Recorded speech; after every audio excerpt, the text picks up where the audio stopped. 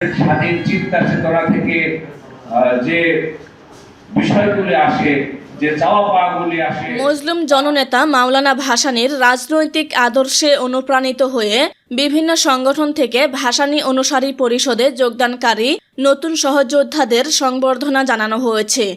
কেউ খাবে তো কেউ খাবে না, তা হবে না, তা হবে না, এই স্লোগান নিয়ে 13 জুলাই শনিবার জাতীয় প্রেস ক্লাবে এই সংবর্ধনার আয়োজন করা হয়।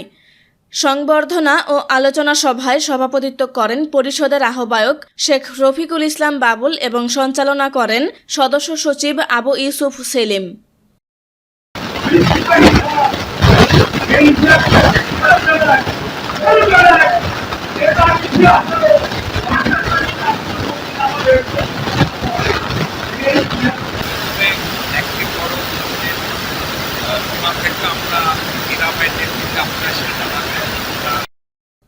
এ সময় উপস্থিত ছিলেন ভাসানী অনুসারী পরিষদের উপদেষ্টা মোহাম্মদ হারুন ও রশিদ, বিশিষ্ট লেখক সিরাজউদ্দিন সাথী সহ কেন্দ্রীয় নেতৃবৃন্দ। নতুন যোগদানকারীদের মধ্যে রয়েছে শাহাদাত হোসেন, নুরুল আমিন, প্রিন্সিপাল রফিকুল ইসলাম, অ্যাডভোকেট পিয়াস এবং সোনিয়া সহ আরও অনেকেই। নতুন যোগদানকারী সকল সদস্যদের ফুল দিয়ে বরণ করে নেওয়া হয়। পরে সবাই স্বাগত বক্তব্য রাখেন। অনুষ্ঠানের শুরুতে পবিত্র কোরআন শরীফ থেকে তেলাওয়াত করা হয়েছে।